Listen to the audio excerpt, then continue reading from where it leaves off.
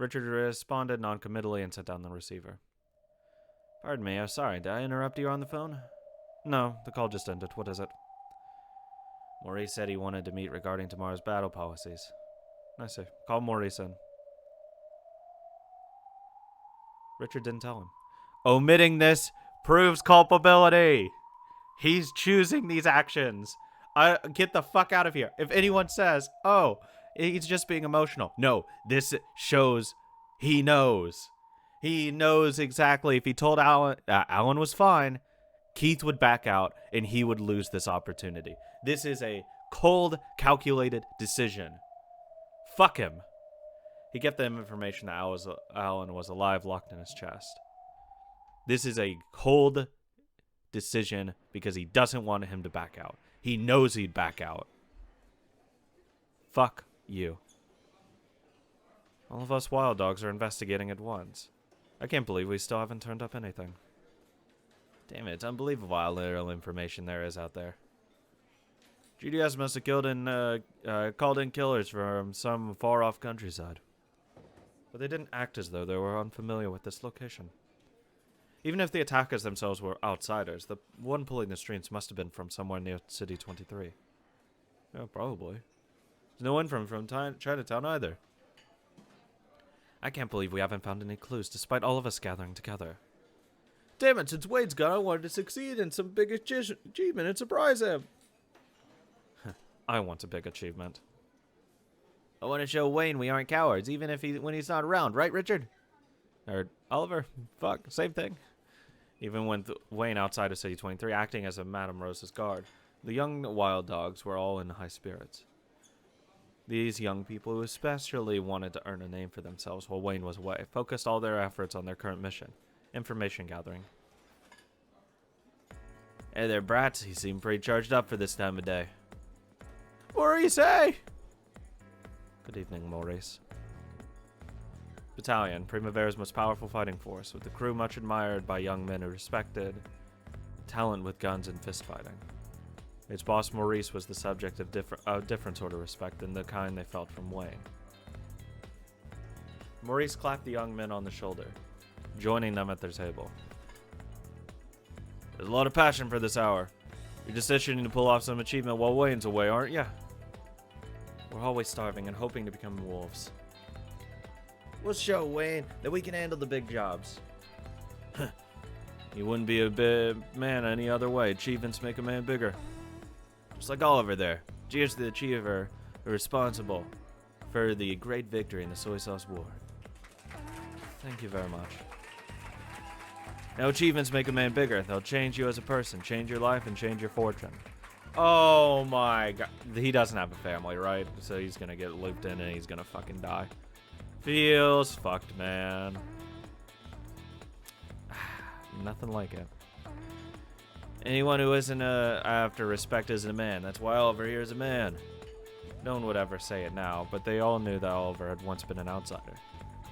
However, in the Soy Sauce War, he had taken on a huge role, impressing and earning the respect even of Wayne and the consigliere. Ever since then, Oliver had been treated differently. In these days, he figured conspicuously as a man, working at Wayne's side.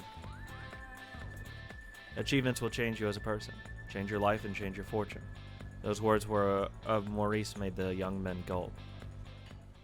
I got a job for all of you. What do you say? This may be a bit sudden, but is anyone interested in taking on a huge job? After fucking priming him. Dirty rat. Saturday, October 29th, 1949. Weather, overcast. A high of 19.5 and a low of 15. According to the record, the clear skies that had persisted until the previous day were gone, and the cool weather carried a faint, unpleasant chill. At noon, in a Chinese restaurant for the general public in Longgao, Primavera and the GDS were to have a top-level discussion. Normally, it'd be impossible for such a discussion to be arranged on such short notice. However, due to the tense circumstances surrounding each party, this meeting had been hastily arranged to demonstrate their friendly relations, both internally and externally, before tomorrow's funeral. Both parties were on guard against possible attacks by the mysterious force from the last incident. For that reason, a circle of approximately 200 meters was drawn around the restaurant, split into northern and southern halves, with each party providing their security to their half. Keith's sniping position was 300 meters back outside of that guarded area. Keith had been waiting on the roof of this building since the previous night. However, even for Keith, with all of his battlefield experience, lying in wait like this on his own was first. It's cold, Alan. I can't believe it's so incredibly cold this morning, just because you aren't here. Please don't even use the word cold unless it's sub-zero. It was a line Keith had said many times. But right now, he had warmed his frigid hands with his breath. He looked just like a kid crouching under the eaves of a house on a snowy day. Thank God no one can see him. It's only 100 meters away. But, maybe. Angles. Do you really have to go back? I'm sure it's still dangerous out in the city. I want to stay with you forever. Let me stay. If you stay here, brother can keep protecting you. You'll be safe. And I get to fuck you every day. Jesus. Why do I want to leave? I'm glad you feel that way, but I want to take a trip back and visit my partner. After all, I haven't contacted him once since that day. You might think I've already kicked the bucket. I've got that important mission your brother gave me. Yeah, late! Since Lee and Richard had established contact, there was no longer any need for Alan to hand over a handwritten letter. However, as a person who would engage with the enemy directly, he had to let Primavera know that he would have died if GDS hadn't saved him. Apparently, the general public was whispering that the attack on Lee had been faked, and that so that the GDS would be suspected. Fucking Yuki. Lee, as in Yuki. Fuck that Yuki. That was impossible. Alan could tell as someone who had faced off against them and exchanged fire with them. The enemy had been serious. Yuki only escaped harm by coincidence. And if a single stray bullet or ricochet had gone in a slightly different direction, she would have been fatally wounded. No one would ever shoot like that in a fake attack. Of course, it wasn't inconceivable that Lee was a man cold enough to sacrifice his own sister. However, after watching the siblings talk to each other these few days, that thought had vanished from Alan's mind. She controls the family. Fucking queen. Love her. Lee adored his sister, his only blood relative beyond all reason. If I had failed to protect Yuki, he might have lost his mind to rage, starting a feud in the City 23, the likes of which has never been seen before. In that sense, by protecting you, Yuki, Alan has protected the city. Brother. Richard overcame the death of young Yuji, became a dragon and returned. He is now a person I could fight alongside, and I am certain we will overcome this hardship. This was all made possible thanks to Alan. Lee. At some other time, I would like to introduce you to Richard again. You and my sister may form the bridge that connects China and Japan. Hey now, brother, please don't start dragging us into politics. Nah, I don't mind, if it just feels right, you know? And anyway, if we're forming a bridge, that sort of implies that you've accepted our relationship, doesn't it, brother? Brother, is it? He's apparently quite uncomfortable being called brother by anyone but his little sister. But going by the relationships, that might be what it meant in the future. Based! Yes! You're right. If you'll accept Alan, it should be alright to consider helping you. I have like 100% guarantee though, Alan's gonna fucking die because Richard's gonna see him and he's gonna be like, he can't be seen by Keith. Bang bang, I'ma kill him and make it look like the GDS fucking killed him. Jesus Christ. I will accept him, but perhaps we should discuss his matter of addressing me. Nothing to discuss. If we get married, you'll be his brother-in-law, so there's nothing wrong with that at all. Yuki, aren't you getting a bit ahead of yourself? What? Are you saying you don't want to marry me? I can guarantee that as long as you live, until they close the lid on your coffin, you'll never find a more attractive woman than me. Oh god, she's so fucking based! Fuck! God, she's so great. Oh my god. Please, Jesus, take me. Boss, the car's ready. I see I must have kept the young lord waiting. Time to go. You're leaving for the meeting with Primavera? That's right. Never before have I felt my heart race as much while preparing to meet Richard. If you leave a man be for 3 days, you shouldn't be surprised if he comes back transformed. That man has become a magnificent dragon. Alan, when your strength is back, I'll introduce you to Richard. Of course, I also plan to tell him at length about your efforts at today's meeting. Now I'm kind of embarrassed. Boss, we'd better. Yeah? I'll be off then. Good luck. The war is over and done with. Go and end your war too, as fast as you can. Indeed, you're correct. Let's have Alan join us for dinner. I'll serve some of my favorite drinks. Thank you very much. I'll look forward to it. See you later, brother. We'll be fucking. Bye. Sure. Lee turned his back casually as though planning to see them again soon. Yuki sent him off without a special emotion or behavior. Most likely neither of them could have predicted this would be their final farewell. Feels bad, man. Lee disappeared out that door without looking back at his little sister's face even once. And that was the last time he'd see her again. Hey there, brawler! Good to see you're doing well! Oh, it's you. I just couldn't manage to die. Anyway, I've thought this before, but your Japanese really is good. It's time you start learning Chinese now. I look forward to the day we can brawl together in Chinese. How about you teach me how to say I love you? Yeah, that doesn't sound half bad. We should celebrate your recovery in some bar someday. Celebrate the way we know best. Yeah, let's raise a glass and a fist. The two of them bumped fists and smiled daringly. This Chinese man also happened to be one of Lee's guards. Alan was very familiar with his strength and resilience. And he knew that this was a pleasant man, who could enjoy drinking and brawling without any feelings of resentment. I'm surprised you knew him. Well, we're basically drinking buddies.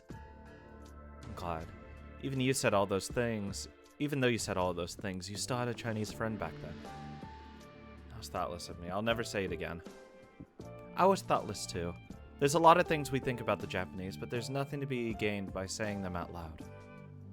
I won't say things that don't need to be said. I think that's necessary to being truly cosmopolitan.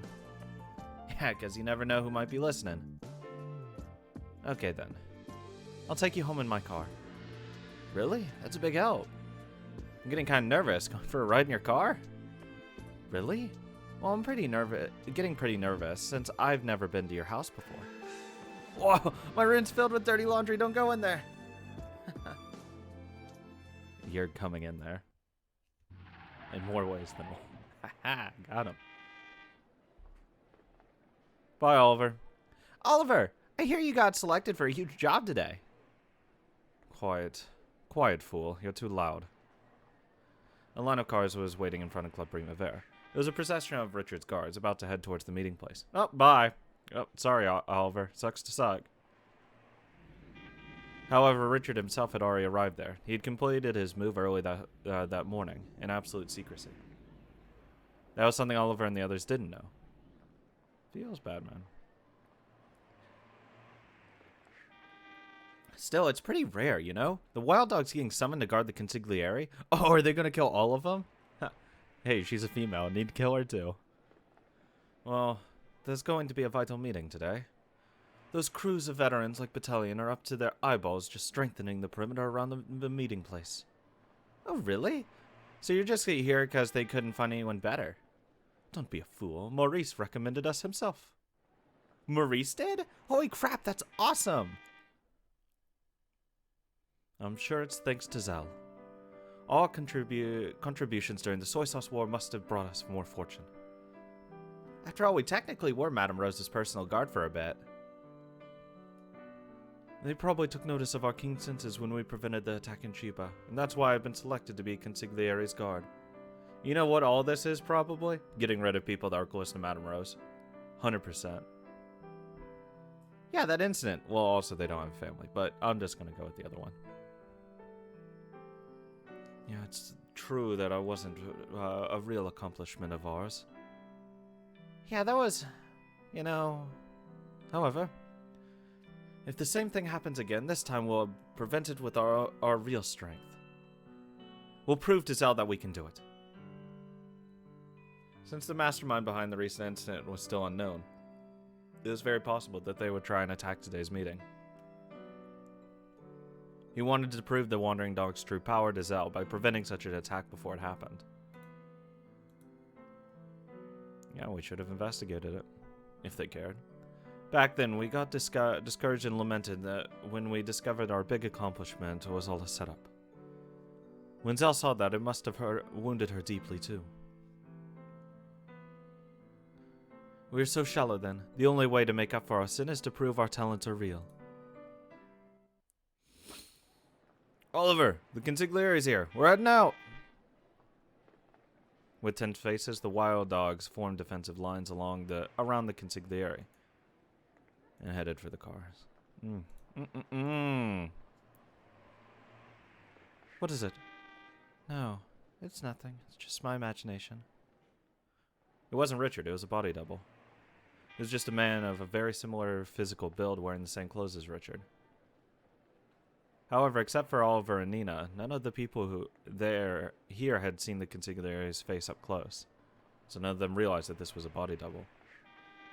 For a moment, Nina felt as though something was off, but before that suspicion grew into certainty, the double disappeared into the car. Okay, see you later. Fucking women. Always right. Literally always. Yeah. Take care.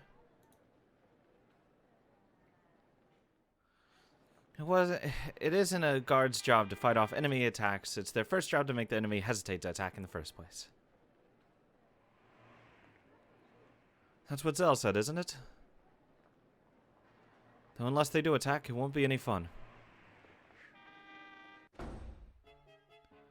Okay, the consigliere is aboard. We're off. Don't let your guards down. Here's our chance to let everyone know the name of the wild dogs. Give it all you got.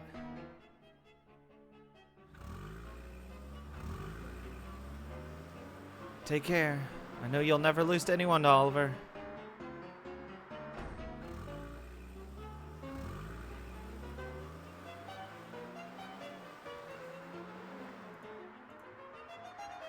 Young lord, I'm here to pick you up. Thank you. I'm sorry my final preparations ran long. By the way, our defenses are at full strength, correct? We've thoroughly secured the area around the restaurant with the assistance of Primavera's elites. The car will stop in front of the restaurant, so you must enter the restaurant quickly. I understand. After all, I wouldn't want to stand around in an area with such good ventilation during a period like this. If the enemy is plotting to take both organizations out, they will certainly try to launch an attack today. If it is possible, I would have liked to delay this meeting to a safer time. But there's no helping it. However, I am certain that today's meeting is worth the risk. Until you enter the tiger's den, you cannot catch its cub, yes? Young lord, sorry to keep you waiting. That man has arrived. Oh, pardon me, Lee. I'm going to need a little more time.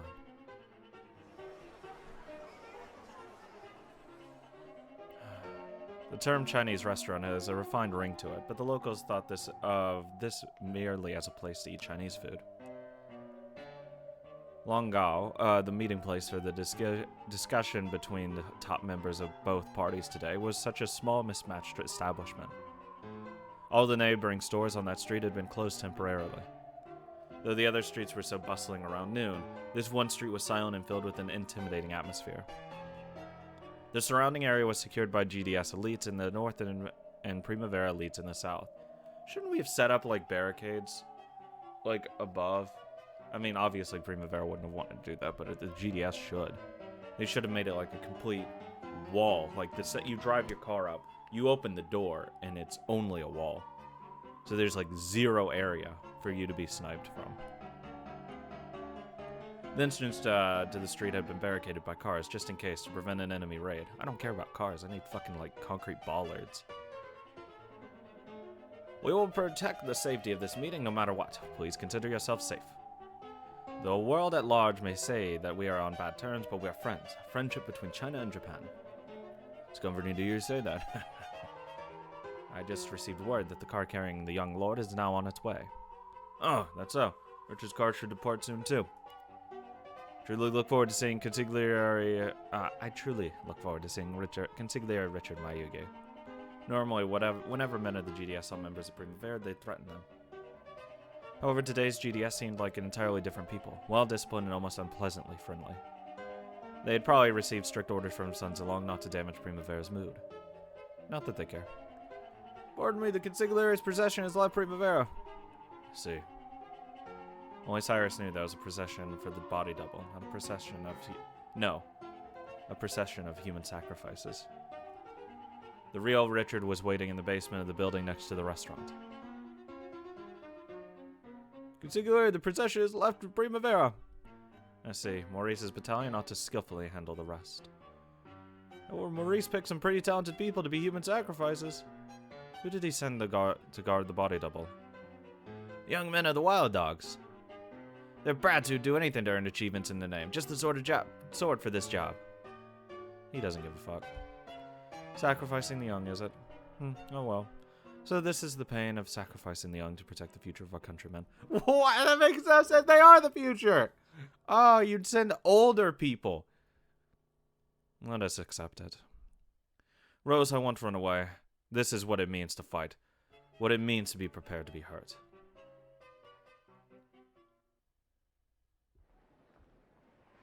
I'm losing my fucking mind.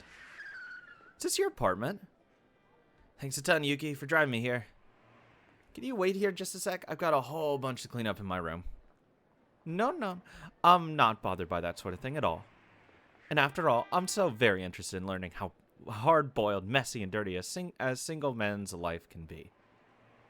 Or else, is there anything you don't want me to see? Like stuff left behind by former girlfriends that you just couldn't bear to part with? No, nothing like that. Oh, I swear, I hope. But if you go in now, your dreams will definitely be shattered. Please, I'll never ask a favor like this again. Weren't you the one who wanted us to have a relationship where we show each other everything? You're hiding something, right, coward? The coward line really hurts. There was a sudden sound of screeching brakes, and Alan immediately hid Yuki behind his back. But the stopped car was an enemy. Alan, hey, it's Alan. So you're alive. I thought you were dead. Hey there, boss. Sorry, I almost kicked the bucket back there. I've only just recovered. He was asleep this whole time. Yesterday, he finally regained consciousness. Oh, is this the rumored girlfriend of yours? Oh, isn't she a looker? Still, I'm sure Keith will be overjoyed to hear about this. He thought you were dead, so he's truly depressed. Totally depressed. That's right, I gotta apologize to Keith. Boss, do you know where Keith is? Oh, yeah. Oh, Keith, he's about to take on a big job today. Big job? It would have been great to have your help, too, but I'm not such a demon that I'd make a sick man work. Still, glad to see you're doing well. Drop by the usual restaurant when you get the chance. Looks like we're gonna have more time to shine in the near future. Time to start raking it in. Your superior has quite a villainous face. Well, if he runs a bar, then I guess that face would come in handy when the going gets tough. Yeah. What's wrong? You look troubled. No, it's not. Could it be? Oh, Keith. He's about to take on a big job today. It would have been great to have your help, too. Looks like you're going to have more time to shine in the near future. Where are Lee and the others having their meeting today? It's a restaurant called Longao. I've been there several times. Their food's pretty good. I guess their only minus is how dark it is. Lee's in danger. Primavera's gonna kill him. Get us to the restaurant now. They're gonna be something they'll never be able to take back. They're gonna do something. Fuck. Go. Alan, explain it to me. I don't have a clue what's going on. Our consigliere supposedly called out our bosses to establish friendly relations with the GDS, right? It's the exact opposite. This is a trap. They're planning to kill Lee and this young lord guy. Finish them both off. How can you know that? Keith is a sniper. If he's been given a big job, it's gotta be sniping. Of course. He lost a little sister in Yuji, the boy he adored as much as if he was his own son. For him to overcome that sadness, regain his calm, and try to strike up friendly relations, it's just too good to be true. The city is full of false rumors claiming that the GDS was behind that incident. When humans have fissures running through their hearts, they have the bad habit of trying to refill them with whatever is at hand. That would normally be a stupid conspiracy plot, can become an unconditional truth to a person whose heart has been wounded. There's no way the GDS is responsible. The consigliere is wrong. At this rate, a huge feud will break out. Madness doesn't always form a crimson flame. That spirit spits out ferocity. Just as it had been in Gabriel's case, sometimes it burns quietly, with a small blue flame. But blue flames are much hotter than red flames. That sort of madness, which is hidden while it seems peaceful, is much more terrifying. So much so that even Cyrus, a childhood friend, had mistaken it. Right now, Richard may have appeared to be acting calm. But that wasn't true. He was a demon, possessed by the same quiet madness of revenge as Gabriel. Yeah, Gabriel's a bad person too. Holy fuck. What? Since when wasn't he a bad person? He wants to fucking kill random people, and he's okay with it. The first target would certainly be Sun Zilong, the young lord. But there's no way Keith would miss the second prey beyond his scope. His second target would certainly be Li Meiju. Are you saying brother will be shot? Might as well be hanged for a sheep as a lamb.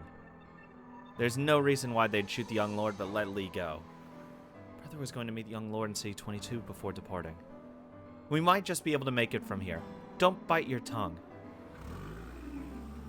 Faster.